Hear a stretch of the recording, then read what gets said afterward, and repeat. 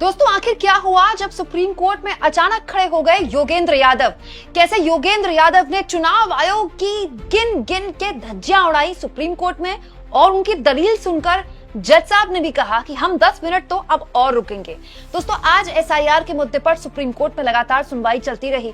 Supreme court के अंदर बहुत से सवालों के जवाब चुनाव आयोग दे ही रहा था। तभी अचानक कोर्ट को हैरानी तब हुई जब योगेंद्र यादव खुद खड़े हुए और इस मामले में अपने मामले की खुद ही पैरवी करने लगे। दोस्तों कई याचिकाएं डाली गई हैं एसआईआर के खिलाफ, उनमें से एक याचिका योगेंद्र यादव ने भी डाली है। इनफैक्ट योगेंद्र यादव उन कुछ लोगों में से है जिन्होंने इस याचिका को सबसे पहले सुप्रीम कोर्ट में डाला था। लेकिन आज सबसे दिलचस्प तब रहा जब योगेंद्र यादव खुद खड़े हुए। मैं आपको बता दूं दोस्तों, यूट्यूब में वीडियोस बनाना और टीवी चैनल्स में डिबेट में हिस्से लेना ये बिल्कुल अलग बात है, लेकिन सुप्रीम कोर्ट में जब आप बात करते हैं जजेस के आगे तो आपके पास तथ्य होने चाहिए, फैक्ट्स होने चाहिए, और एक एक शब्द पर जो आपके विरोधी पक्ष है उसकी नजर होती है। मतलब ये एक ऐसी जगह होती है जहां पर गलती की कोई गुंजाइश नहीं है। लेकिन योगेंद्र यादव ने इतनी शानदार तरीके से अपनी दलील रखी कि जज साहब ने कहा कि अब तो हम 10 मिनट और रुकेंगे। दोस्तों योगेंद्र यादव ने अपनी याचिका में एसआईआर का विरोध करते हुए जो बातें बोली उसकी दलील में सुप्रीम कोर्ट के समक्ष दलील रखते हुए आज बोला, बड़े पैमाने पर एक्सक्लूजन मतलब कि लोगों को बाहर निकाला जा रहा है और ये 65 लाख से कहीं ज्यादा है। एसआईआर के साथ इसमें और इजाफा हो जाएगा। दोस्तों आगे योगेंद्र यादव ने कहा कि ये जो एसआईआर है ये कोई विफलता नहीं है, ये योजनाबद्ध तरीके से किया जा रहा है। जहां भी एसआईआर लागू होगा परिणाम वही होंगे। और उसके बाद योगेंद्र यादव ने बोलना शुरू किया तो जस्टिस सूर्यकांत कहने लगे हम 10 मिनट और बैठ सकते हैं। जस्टिस सूर्यकांत ने कहा अब हम 10 मिनट और बैठेंगे, हम योगेंद्र यादव की पूरी दलील सुनेंगे। उसके बाद योगेंद्र यादव गजब फायर हुए और चुनाव आयोग पर कहा, पूर्णता, सटीकता और निष्पक्षता मतदाता सूची की कसौटी है। तीनों ही मामले में एसआईआर विफल है और इसका नतीजा बिल्कुल गलत है। मैं ये सुझाव देना चाहता हूं कि 7 करोड़ 90 लाख से शुरुआत नहीं करनी चाहिए। हमें ये देखना चाहिए कि कितने प्रतिशत वयस्क मतदाता सूची में शामिल हैं। इस मामले में भारत दुनिया के सर्वश्रेष्ठ देशों में से एक है। 99% की तुलना में कुछ सर्वश्रेष्ठ देश जर्मनी, जापान, अमेरिका में केवल 74 इतने लोग मतदाता सूची में शामिल होते हैं, जहां भी जिम्मेदारी राज्य से नागरिकों पर ट्रांसफर की जाती है। आप कम से कम 1/4 से वंचित रह जाएंगे। दोस्तों आगे योगेंद्र यादव कहते हैं कि इनमें से ज्यादातर जो लोग हैं वो हाशिए पर हैं।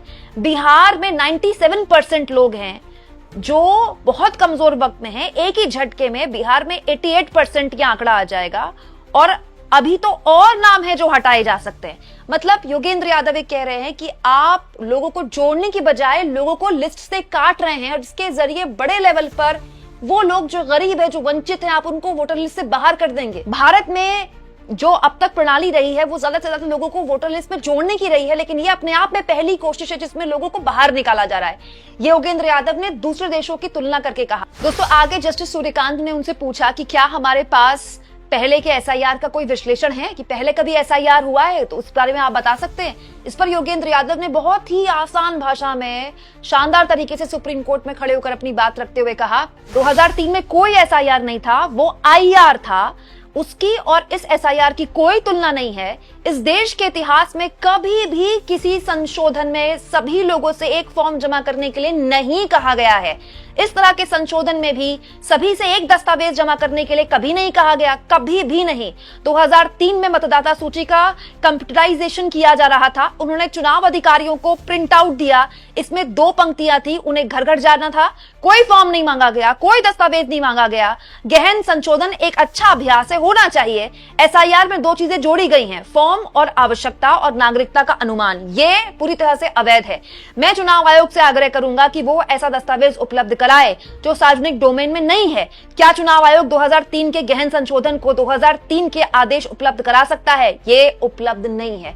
योगेंद्र यादव ने उस दलील की धज्जियां उड़ा दी जिसमें बार बार ये कहा जा रहा है, मीडिया द्वारा भी, चुनाव आयोग द्वारा भी, कि कोई पहली बार एसआईआर थोड़ी हुआ है, ये तो 2003 में हो चुका है। लेकिन योगेंद्र यादव ने कोर्ट में जज साहब के आगे कहा कि 2003 में तो जो हुआ था वो जो आप प्रिंटेड मैनुअली काम होता था पहले, बाद में मशीन पे आया, तो जब आप कंप्यूटराइज कर रहे थे उसके जरिए एक ट्रांजिशन था। वो इसमें अधिकारियों को लोगों के घर जाना था, वो कोई फॉर्म नहीं मांग रहे थे। लेकिन ये अपने आप में पहली बार है जब सभी लोगों से एक फॉर्म भरने के लिए कहा जा रहा है। पूरी तरह से अवैध है। दोस्तों इसके बाद बड़ा दिलचस्प मामला देखने को मिला। जो योगेंद्र यादव के विरोधी पक्ष है, मतलब एसआईआर के समर्थन में जो याचिकाएं डाली गई हैं, या फिर ये कह ले कि चुनाव आयोग के समर्थन में जो याचिकाएं डाली गई हैं, उस पर जो जवाब देने वाले लोग थे वो इस पर भड़क गए। दोस्तों चुनाव आयोग के वकील भी कोर्ट में थे और योगेंद्र यादव जब ये बात बोल रहे थे तो चुनाव आयोग के वकील भड़क गए। उन्होंने कैसे योगेंद्र यादव को टोका है मैं आगे आपको बताऊंगी, लेकिन पहले देखिए योगेंद्र यादव ने इसके अलावा क्या कहा। चुनाव आयुक्त महोदय कृपया मुझे बताएं कि 2003 में क्या खास था। हम 7 करोड़ 96 लाख से नहीं बल्कि 8 करोड़ 18 लाख से शुरुआत कर रहे हैं। पहला चरण यह है कि बिहार की वर्तमान वयस्क जनसंख्या कितनी है, ये 8 करोड़ 18 लाख है। ये भारत सरकार का आंकड़ा है, इसमें मृत प्रवासन की समस्या नहीं है, ये जनगणना आधारित है। बिहार की मतदाता सूची में 7 करोड़ 90 लाख मतदाता हैं, इसीलिए शुरुआत में ही 29 लाख की कमी थी। कुछ नाम काटे गए, गलतियां होंगी, लेकिन उन्हें सुधारना चुनाव आयोग का अधिकार है, उनका कर्तव्य है। भारत के इतिहास में यह पहली बार है जब संशोधन के दौरान कोई भी नाम नहीं जोड़ा गया। हर संशोधन में कुछ ना कुछ जोड़ा जरूर जाता है। मतलब योगेंद्र यादव ये कह रहे हैं कि किस तरह का संशोधन है जिसमें नाम काटे जा रहे हैं, ऐड नहीं किए जा रहे हैं। दोस्तों इस पर जस्टिस सूर्यकांत ने योगेंद्र यादव से कहा, मान लीजिए कुछ फर्जी मतदाता हो, उनको काटा हो, तो क्या आईआर एसआईआर उनके नाम हटाने के लिए नहीं हो सकता? कर्तव्य तो दोनों पक्षों का होता है, भाई नागरिक का भी कोई कर्तव्य होता है। तो इसके जवाब में योगेंद्र यादव ने जज साहब से कहा, उन्हें एक भी ऐसा व्यक्ति नहीं मिला जिसे जोड़ा जाना था। वो कवायद एक इंटेंसिव डिलीशन की थी। वो कहते हैं हम फॉर्म 6 भर सकते हैं, लेकिन जब आप मेरे घर आए तो आपने केवल डिलीशन ही देखा। तीसरा चरण यह है कि 65 लाख लोग चले गए हैं, वास्तविक वृद्धि का क्या हुआ? उन्होंने एक नई चीज शुरू की है जिसका नाम है नॉट रिकमेंडेड। मतलब 7 करोड़ 24 लाख में एक श्रेणी है जिसकी संख्या किसी को नहीं पता। एक क्लिक से 2 जिलों के लिए किस आधार पर किसी की अनुशंसा नहीं की गई, वो न्यायालय के साथ डेटा क्यों साझा नहीं कर रहे? चुनाव आयोग ने दावा किया है कि 2003 की सूची पहले से ही 4 करोड़ 96 लाख के आसपास के लोग हैं, वास्तविक आंकड़ा लगभग 2.5 करोड़ में है। मैं गलत हो सकता हूं, वो मुझे सही कर सकते हैं। तो दोस्तों इस मामले में लगातार गहनता से बहुत ही स्टडी करके आए थे योगेंद्र यादव, और वो लगातार बोल रहे थे, चुनाव आयोग पर सवाल उठा रहे थे कि ये किस तरह का एसआईआर है जिसमें केवल नाम हटाए जा रहे, नाम तो ऐड आपने किए नहीं कोई। दोस्तों उसके बाद क्या हुआ, योगेंद्र यादव ने कोर्ट में 2 लोगों को खड़ा कर दिया। योगेंद्र यादव अपने साथ 2 लोगों को लेकर आए थे, ये कहते हुए कि देखिए चुनाव आयोग ने इन 2 लोगों को मृत घोषित कर दिया अपनी फाइनल लिस्ट में जो 1 अगस्त को इशू की गई, और ये देखिए मेरे साथ आए हैं, ये दोनों लोग जिंदा हैं। जैसे योगेंद्र यादव ने कोर्ट में 2 जिंदा लोगों को खड़ा कर दिया जिनको चुनाव आयोग ने मृत घोषित किया था, चुनाव आयोग की तरफ से जो वकील थे वो खड़े हुए और उन्होंने उसको नाटक करार दिया।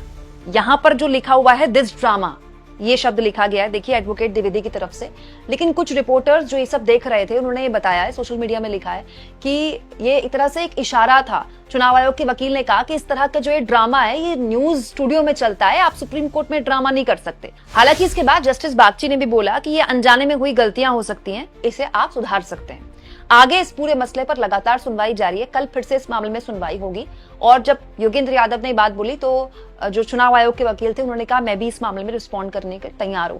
तो बड़ा सवाल ये है दोस्तों कि योगेंद्र यादव की दलील सुनकर सुप्रीम कोर्ट काफी इम्प्रेस था। सुप्रीम कोर्ट ने उनकी दलीलें सुनी और कहा कि कल हम एक बार फिर से इस मामले में सुनवाई करेंगे। इसके अलावा इस मामले में कपिल सिब्बल और अभिषेक मनु सिंघवी ने भी आज इस एसआईआर के विरोध में कई दलीलें रखी। दोस्तों अब देखते हैं कल इस मामले में क्या सुनवाई होती है। आप क्या सोचेंगे दोस्तों, योगेंद्र यादव का इस तरह से खड़ा होना, मृत लोगों को कोर्ट में लाना, उस पर हाई वोल्टेज ड्रामा होना और एसआईआर को लेकर इतनी गंभीर टिप्पणियां करना कोर्ट में, ये क्या दिखाता है? कमेंट बॉक्स में जरूर लिखें और जितना हो सके दोस्तों चैनल को शेयर भी करें, सब्सक्राइब भी करें और थैंक्स और ज्वाइन, ये 2 ऑप्शन है जिसके जरिए आप चैनल को सपोर्ट भी कर सकते हैं।